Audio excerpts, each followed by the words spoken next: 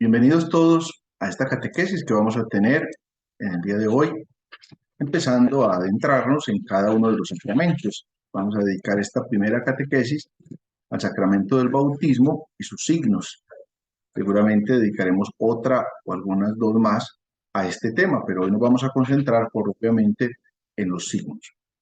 Comencemos por pedir la gracia del Espíritu Santo sobre nosotros, que nos inspire, nos ilumine y nos acompañe en este día. En el nombre del Padre, y del Hijo, y del Espíritu Santo. Amén. Ven Espíritu Divino, manda tu luz desde el cielo, Padre amoroso del pobre, don en tus dones espléndido. Luz que penetra las almas, fuente del mayor consuelo. Ven dulce huésped del alma, descanso de nuestro esfuerzo. Tregua en el duro trabajo, brisa en las horas de fuego. Gozo que enjuga las lágrimas y reconforta en los duelos.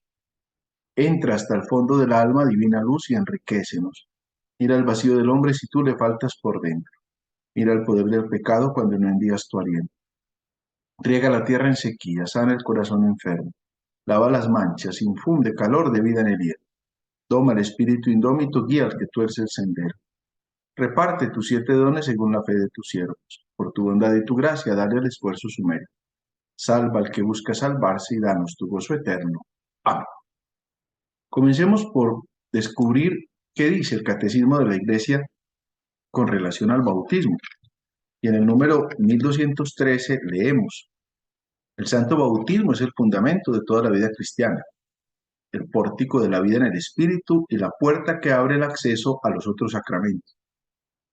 Por el bautismo somos liberados del pecado y regenerados como hijos de Dios. Llegamos a ser miembros de Cristo y somos incorporados a la Iglesia y hechos partícipes de su misión. Esta definición que nos da el Catecismo la vamos a desarrollar de diferentes maneras a lo largo de la catequesis que vamos a tener sobre el sacramento del bautismo, comenzando por el nombre mismo del bautismo. Bautizar viene de la palabra griega baptisen, que significa sumergir, introducir dentro del agua. Por eso este sacramento también es llamado el sacramento de la regeneración, de la renovación del Espíritu Santo, como lo dice San Pablo en la carta a Tito, en el capítulo 3, versículo 5, porque significa un renacimiento del agua y del Espíritu, sin el cual nadie puede entrar en el reino de los cielos, como va a decir el Señor al final de cada uno de los 4 evangelios. Tenemos que pensar entonces lo que el bautismo significa y cómo ya el Antiguo Testamento lo prefigura de una manera muy especial. Podemos mirar diferentes temas desde el Antiguo Testamento, pero me parece oportuno tomar estas aparte de la oración que seguramente todos ustedes han escuchado en la solemne vigilia pascual, cuando se bendice el agua nueva de la Pascua. Empieza diciendo: de diversos modos te ha servido de tu criatura el agua, para significar la gracia del bautismo. Y tiene 3 alusiones concretas que nos hacen pensar en esa prefiguración del bautismo en el Antiguo Testamento. En una de las partes de la oración leemos: oh Dios, cuyo espíritu en los orígenes del mundo se cernía sobre las aguas, para que ya desde entonces ellas concibieran el poder de santificar. Cuando leemos el libro del Génesis, en el capítulo 1, versículo 1, que casualmente es la primera lectura de la liturgia de hoy, nos dice: en el principio todo era caos y oscuridad, y el Espíritu de Dios se cernía sobre las aguas. Es decir, ya desde el principio se prefigura ese sentido que tienen las aguas y esa acción que el Espíritu realiza en medio de las aguas. Más adelante dice la oración: oh Dios, que incluso en las aguas torrenciales del diluvio prefiguraste el nacimiento de la nueva humanidad, de modo que una misma agua pusiera fin al pecado y diera origen a la santidad. Está haciendo referencia a el diluvio universal. La Iglesia ha visto en el arca de Noé una prefiguración de la salvación por el bautismo.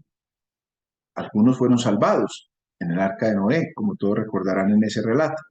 Sin embargo, por la gracia del bautismo son muchos los que están salvados.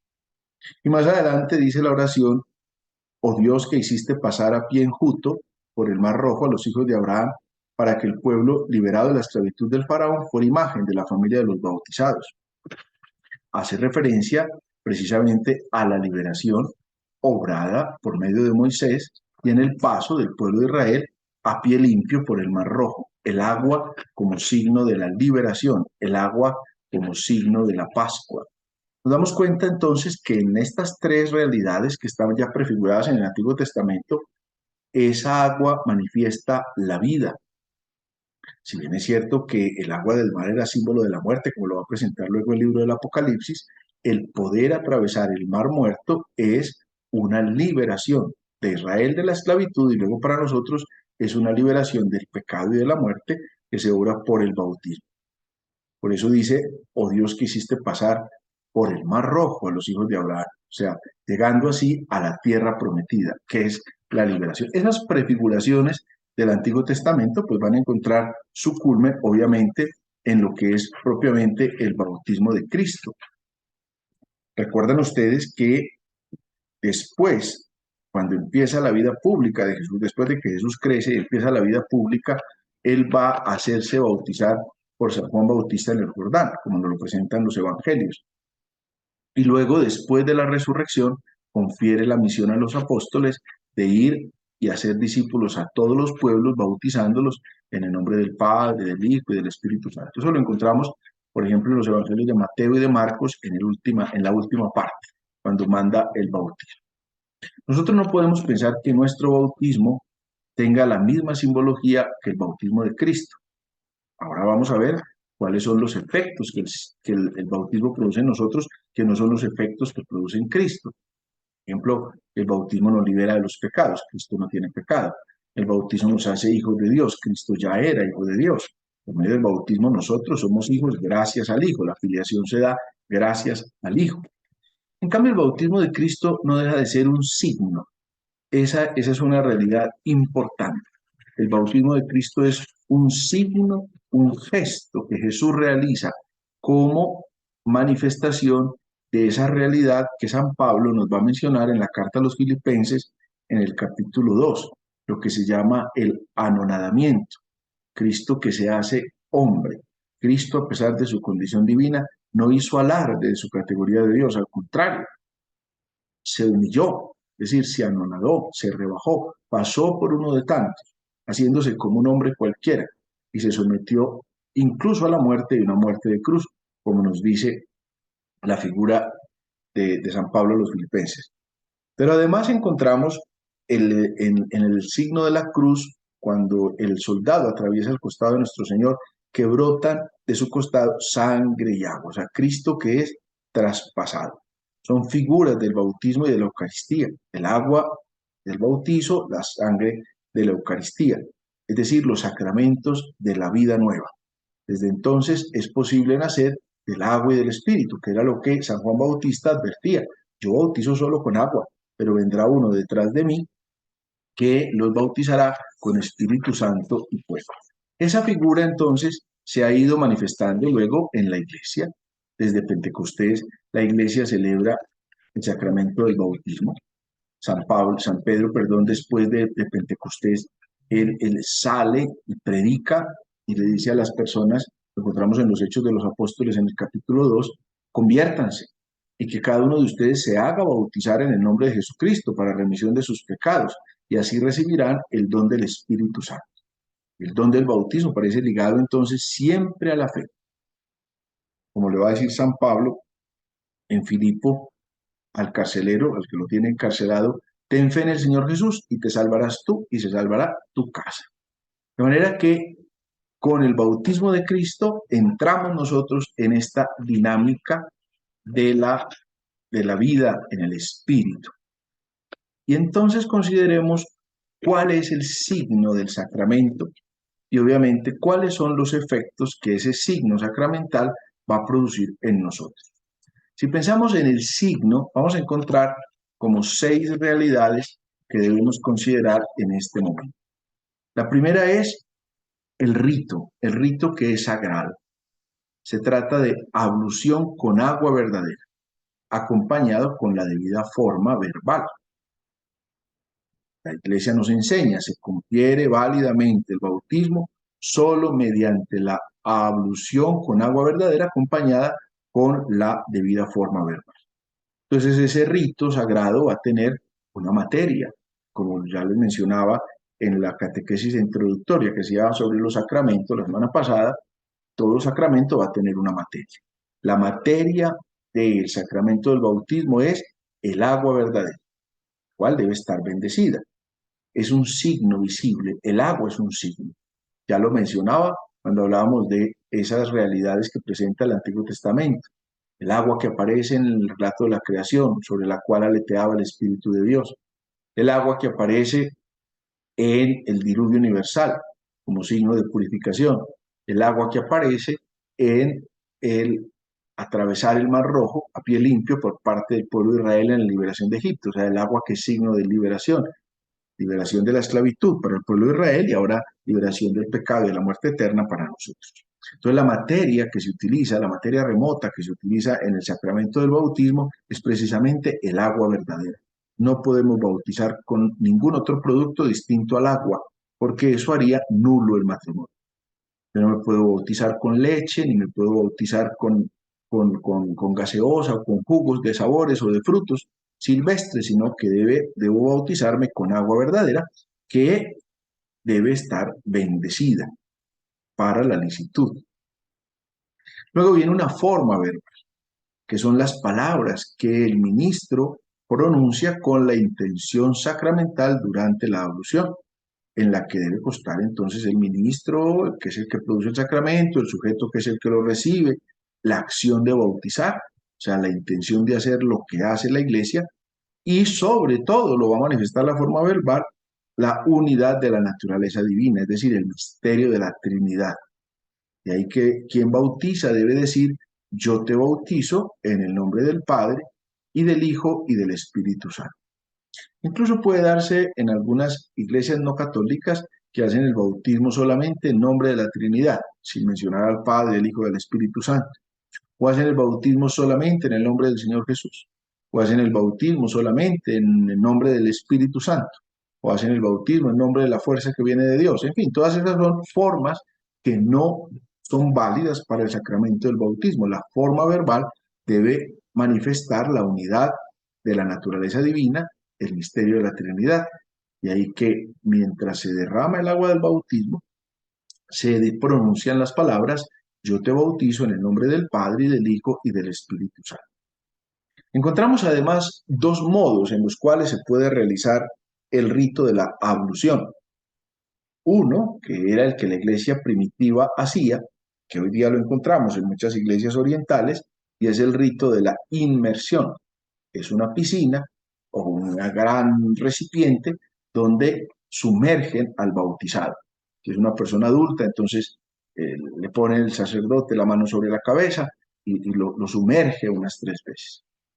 Si no, también puede ser por infusión, que es el que nosotros en el rito latino usamos, por el cual se derrama el agua del bautismo sobre la cabeza del que va a ser bautizado. El que va a ser bautizado se llama catecúmeno. De eso vamos a hablar después cuando hablemos del sujeto que recibe la gracia del bautismo. Pues por inmersión o por infusión se está produciendo la ablución. Como dice la norma, son dos modos en los cuales se puede realizar el rito sagrado. Ambos modos, sea por inmersión, sea por infusión, debe contener la materia y la forma, es decir, debe ser con agua verdadera y debe ser con la fórmula trinitaria. ¿Qué día se celebra el sacramento del bautismo? El día óptimo para administrar el sacramento del bautismo es el día de la vigilia pascual o cualquier domingo, porque el domingo representa siempre un acontecimiento pascual. El domingo es la renovación siempre de la Pascua. Obviamente, alguno podrá ser bautizado en un día de la semana, por eso la norma no es que sea categórica, tiene que ser en la vigilia pascual. Antiguamente solo se bautizaban en la vigilia pascual, ni la norma dice tiene que ser solamente el domingo, no dice el día óptimo. ¿Por qué? Porque se vincula la gracia del bautismo a la gracia de la Pascua. Por eso se hace el día de la vigilia pascual o se hace el día del Señor, que viene siendo el domingo. El lugar propio para el bautismo, según la norma, es una iglesia u oratorio. Y esa iglesia no es cualquier iglesia. Lo recomendado es que sea la parroquia, como centro de la iniciación de la vida cristiana y sacramental de los fieles, como lugar donde los fieles van a vivir además la experiencia de la fe. Por eso tiene significado que sea el templo parroquial o un templo anexo a la parroquia donde también haya una pila bautismal que se convierte en un signo. No están permitidos los bautizos en las casas particulares, a menos que se trate de un bautismo de emergencia. Entonces la norma dice, debe ser por lo menos un lugar decente. Tanto que los hospitales, la norma lo presenta solo para casos excepcionales, es decir, cuando estamos ante un bautizo de emergencia de un catecúmeno, es decir, que no ha sido bautizado, que está en peligro de muerte, pues puede ser bautizado en cualquier parte, procurando que sea ante todo un lugar decente. Entonces no tiene sentido ir a un río a bautizarnos, o ir al mar a bautizarnos, o ir a cualquier parte, en cualquier local comercial o en cualquier salón social de una urbanización. No. Tiene sentido que sea una iglesia, un templo, un oratorio, o si no es el templo parroquial, que sea al menos uno anexo al templo parroquial, para significar el sentido de la comunión con la iglesia, que es uno de los efectos sacramentales que vamos a encontrar enseguida eh, como fruto del sacramento del bautismo. Entonces, esos son los signos sacramentales del sacramento del bautismo. Pero vamos a encontrar qué efectos produce, cuáles son los efectos sacramentales que produce el sacramento del bautismo. Podríamos ponerlos como en dos categorías. Uno, pues estas como relevancias teológicas que aparecen en esta diapositiva, enseguida voy a explicar, y otro sería como la relevancia canónica que va a tener, o sea, de acuerdo a la norma de la Iglesia, qué es lo que allí nos está pasando. La primera realidad que produce el bautismo en nosotros, porque acuérdense ustedes, ya lo dijimos en los sacramentos, es lo que realiza aquello que significa, como definición de los sacramentos. Es decir, el sacramento realmente produce en mí un acontecimiento particular. Pues la gracia del bautismo lo primero que hace es que nos reengendra como hijos de Dios.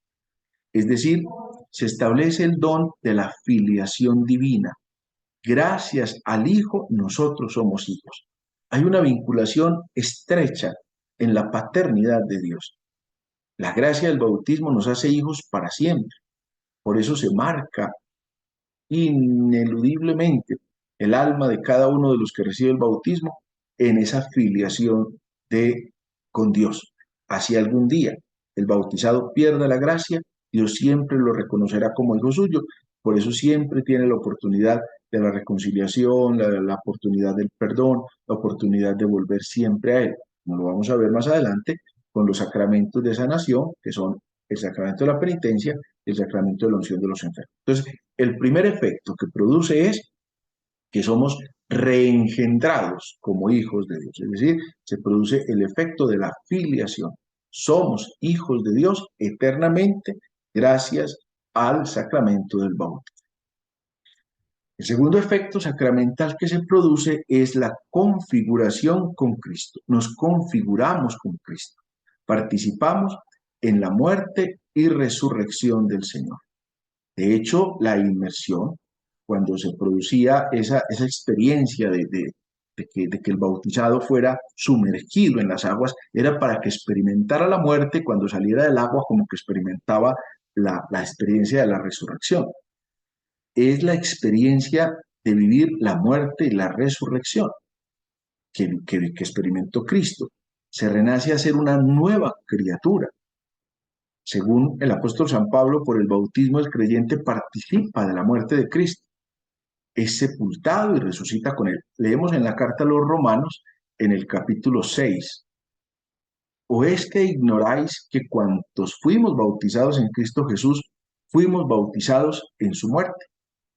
Fuimos pues con él sepultados por el bautismo en la muerte, a fin de que, al igual que Cristo fue resucitado de entre los muertos por medio de la gloria del Padre, así también nosotros vivamos una vida nueva. Esa configuración con Cristo, entonces nos configura en el misterio de su pasión, muerte y resurrección. De modo que podamos exclamar como San Pablo, ya no soy yo quien vive, es Cristo quien vive en mí. Por eso nos llamamos cristianos, porque es Cristo el que habita en nosotros. Y esa configuración con Cristo se da de modo particular y especial en el sacramento del bautismo. Luego vamos a ver, porque todos los sacramentos van a tener una conexión, luego vamos a ver cómo por el sacramento de la Eucaristía me alimento de Cristo y ya Cristo hace morada en mí. La tercera realidad es que se nos da un baño de regeneración, es decir, se regenera en mí lo que estaba dañado. ¿Eso a qué hace referencia? A la liberación del pecado. En primer lugar, cuando somos bebés, nos libera del pecado original. No más, porque mientras somos bebés o niños en la primera etapa, no tenemos conciencia de nuestros pecados. Si ya nos bautizamos cuando somos conscientes de nuestro pecado, no solo nos libera del pecado original, sino también que nos libera de los pecados personales que hayamos cometido. Por eso el agua del bautismo borra todos los pecados. Es un baño de regeneración, es un baño especial que nos libera. Acuérdense en el Antiguo Testamento la figura de la liberación obrada por el Señor al paso del Mar Rojo, que lo pasaron, dice la oración que les explicaba, que les mencionaba ahora de la vigilia pascual, a pie enjuto, es decir, a pie limpio, quedó seco de todo, porque el mar tenía esa connotación como de ser fruto del maligno. En cuarto lugar viene la figura de la iluminación del Espíritu. El Catecismo nos dice en el número 1216, este baño es llamado iluminación, porque quienes reciben esta enseñanza, su espíritu es iluminado, hablando de la enseñanza catequética que se recibe por medio del sacramento del bautismo. Cuando nosotros recibimos el bautismo de Jesús, la luz verdadera ilumina todo nuestro ser. Y la carta a los hebreos ya lo mencionaba, tras haber sido iluminados, es decir, haber recibido la gracia del bautismo. Eso lo encontramos en el capítulo 10, versículo 32 de la carta a los hebreos. Y va a advertir San Pablo en la carta primera a los tesalonicenses, que es quizás el texto más antiguo de los escritos en el Nuevo Testamento, que por medio del bautismo nos convertimos en hijos de la luz. Y acuérdense que en el Evangelio de Juan, Cristo se presentó como la luz. Yo soy la luz. De manera que en la gracia del bautismo nos da la iluminación del Espíritu. Iluminación que pervive gracias a la acción del Espíritu Santo en nosotros.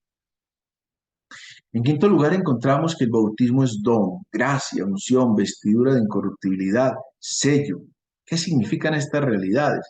Pues se dice que es un don porque es conferido a los que no aportan nada, es fruto de la gratuidad de Dios. Es una gracia porque es dado incluso a los culpables. No hay que estar en gracia de Dios para recibir el bautismo, ya lo decíamos, es un baño de regeneración, es decir, nos libera del pecado original y nos libera de los pecados personales. Es unción porque es sagrado y real.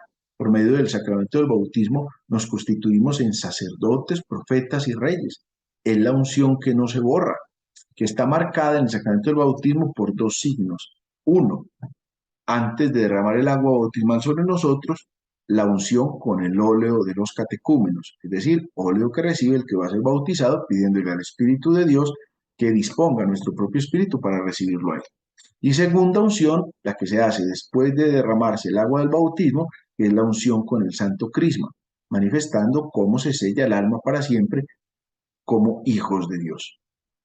Es vestidura, porque vestidura de incorruptibilidad, porque cubre nuestra vergüenza, de la misma manera que en el Antiguo Testamento, cuando Adán y Eva pecaron y bajó el Padre Eterno al jardín del Edén y los busca y ellos están escondidos, les pregunta, ¿por qué se esconde? Porque estamos desnudos.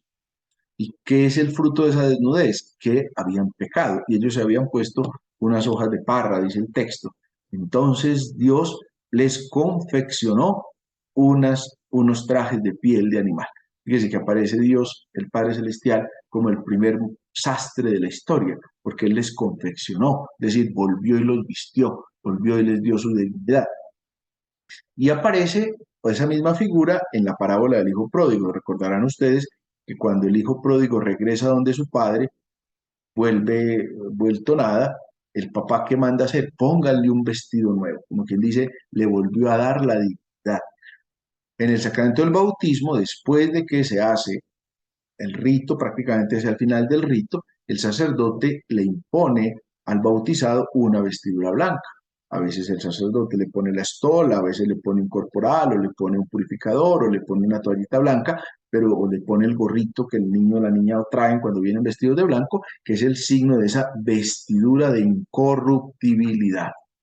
Y finalmente es un sello, porque nos guarda, porque nos protege, porque nos identifica como frutos y protección de la soberanía de Dios sobre nosotros. Finalmente, dentro de los efectos sacramentales, viene uno que es muy importante y es que el bautismo nos incorpora a la iglesia, nos incorpora al misterio sacramental, porque imprime un carácter indeleble. Quedamos unidos en comunidad, es la manera de no caminar solos, es la experiencia del encuentro de la comunidad que se vive gracias al sacramento del bautismo. Somos hermanos. Entonces, fíjese usted cómo estos 6 elementos se vinculan uno con otro. Primero somos reengendrados como hijos de Dios, o sea que somos hijos. Y el último, somos incorporados a la iglesia, o sea que somos hermanos. De ahí que cuando el Señor enseñó a los apóstoles a orar, les dijo, cuando oren digan Padre nuestro. Padre porque son hijos, nuestro porque son hermanos. Esos serían los efectos sacramentales.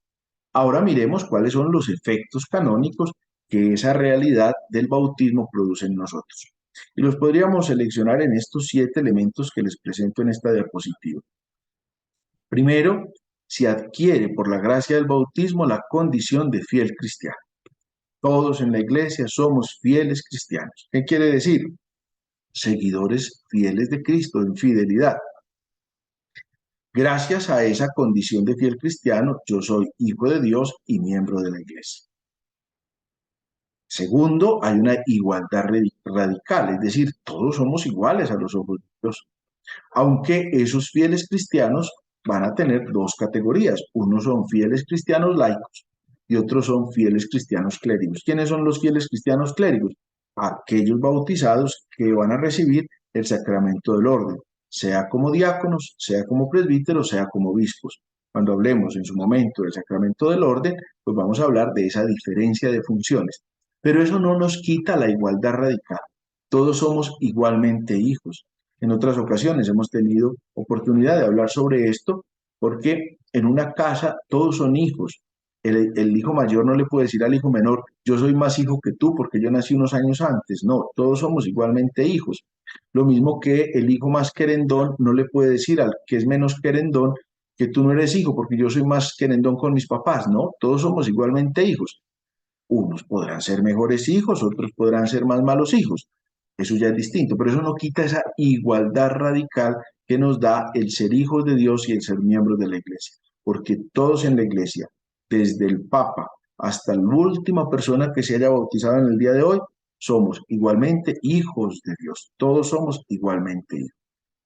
En tercer lugar, como efecto canónico, el bautismo es la puerta de cualquier otro sacramento.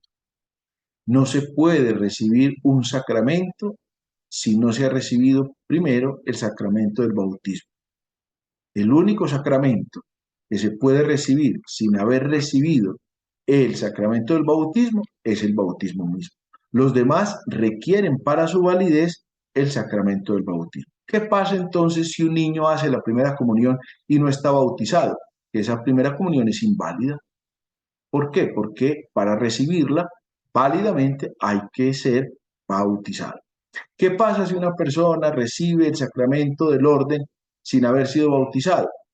Es como si no hubiera recibido nada, porque para la validez se requiere que sea un varón bautizado, como lo vamos a ver después. Entonces, si no tengo el sacramento del bautismo, no puedo recibir ningún otro. Ah, esta persona se confesó, pero no había sido bautizada. Entonces, ¿la confesión vale o no vale?